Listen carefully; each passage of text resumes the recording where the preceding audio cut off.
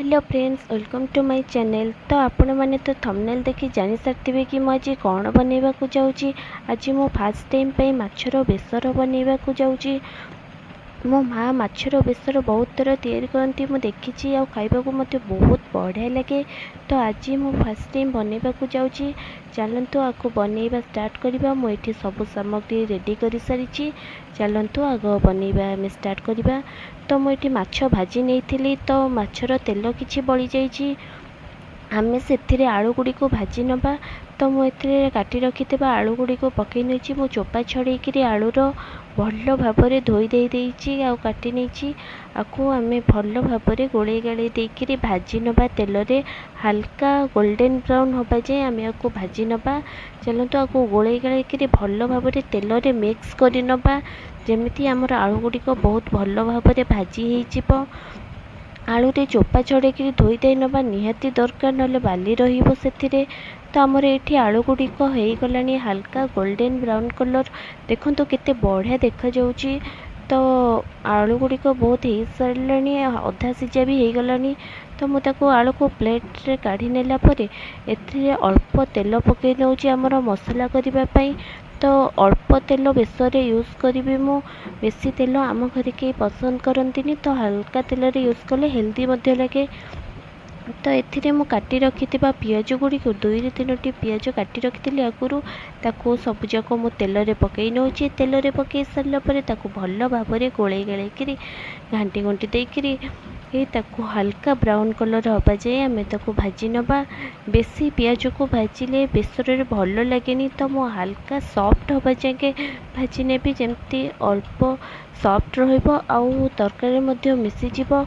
किंतु टिके हार्ड रे जदि आम भाजी नबा ताले तरकारी रे पियाजटा मिसबनी आउ काटिकी पियाजटा पकेले बहुत भल लगे।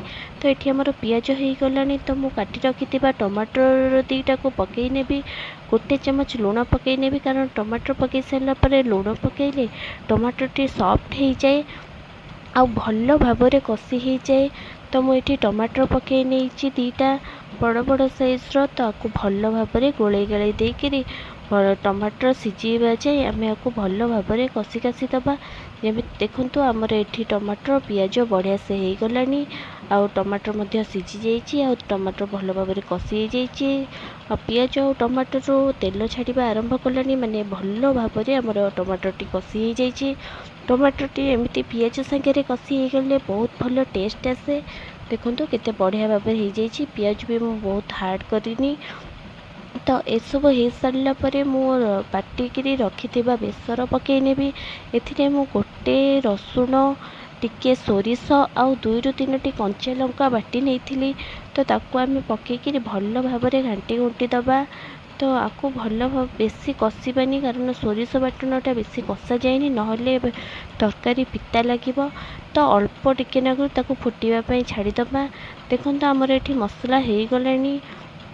तो आम से रखिथिबा आंबुल को पकई नबा। तो आंबुल को मु आगुरु बतुरेकी रखिथिली आपण माने तेंतुली मध्य पकई पारिबे।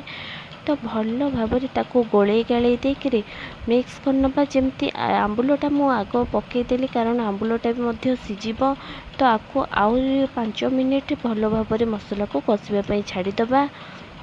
देखो आमर मसलाटी हो आसलानी मसला भी फुटवा स्टार्ट कलानी। एबे आमे भाजी रखिथिबा आलू गुड़ी को मसला रे पकई दबा आ ताको भल भाव गोले गाड़ी देकरी मसला रे मिक्स करदबा कारण आलू गुड़ी को मध्य सिझिबो आ आलू गुड़ी को मध्य कषी हबो। तो एबे आमे आलू सिझिबा जाए हल्का टिके टिके पानी देकरी मसला रे आमे ताको कषिबा जे पर्यंत जाके आलू गुड़िक सिझी न जाइए। तो अल्प अल्प पानी देकरी चाहे भी कषा ना मसला लगिज। तो चलते आपको फटाफट कषि नबा। एठी आमर मसला हो गलानी। तो केते परफेक्ट पूरा हो जाइए मोर माछ बेसर मसलाटा। आलू मध्य सिझी गलानी आ मसलाटा मध्य बहुत बढ़िया से हो गलानी। पियाज टमाटो मसला बढ़िया भाव में मिसी जाइए। तो एबे आमे पानी से अल्प टिके देदबा। तो आपण तरकारी अनुसार पानी ऐड करेंगे। मोर ये 1 गिना पानी देकरी गोले गाड़ी देखला बेलू मोर पानी टिके सर्टेज होता। तो मुझे आउ टिके पानी देवी। तो आउ 1 गिना पाखापाखि पानी देले आराम से हो। ତ ମୁଁ ଏଥିରେ ଆଉ ଗୋଟେ ଗିନା ପାଣି ଦେଇଦେବି। ତ ଗୋଟେ ଗିନା ପାଣି ଦେଇ ସାରିଲା ପରେ ଗୋଟେ ଚାମଚ ମୁଁ ଲୁଣ ପକାଇ ନେଇଛି। ତ ତାକୁ ଭଲ ଭାବରେ ଫୁଟିବା ପାଇଁ ଛାଡ଼ିଦେବି, କାରଣ ପାଣିର ଯେମିତି କଞ୍ଚା ଅଂଶ ମରିଯିବ ସେ ପର୍ଯ୍ୟନ୍ତ ଯାଇ 2 ରୁ 3 ମିନିଟ୍ ତାକୁ ଫୁଟିବା ପାଇଁ ଛାଡ଼ିଦେବି। ତାକୁ ପାଣି ଫୁଟି ସାରିଲାଣି ଏବେ ଆମର। ତ ମୁଁ ଏବେ ଯେଉଁ ମାଛ ଭାଜି ରଖିଥିଲି ତାକୁ ସେଥିରେ ପକାଇ ନେବି।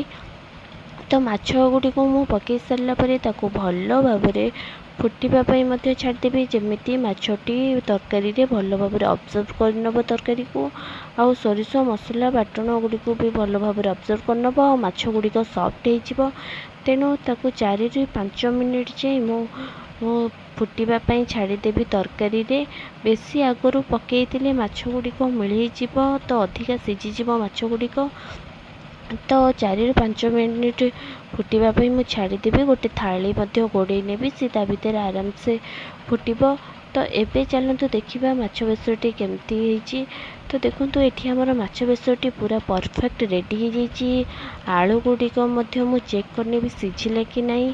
ତ ଏବେ ଟିକେ ମୁଁ ତାକୁ ଗୋଳେଇ ଗାଳେଇ ନେଉଛି ବଢ଼ିଆ ଭାବରେ। ତ ମାଛ ଗୁଡ଼ିକ ହେଇଗଲାଣି, ଆଳୁ ମଧ୍ୟ ଦେଖନ୍ତୁ ବଢ଼ିଆ ଭାବରେ ସିଝିଗଲାଣି।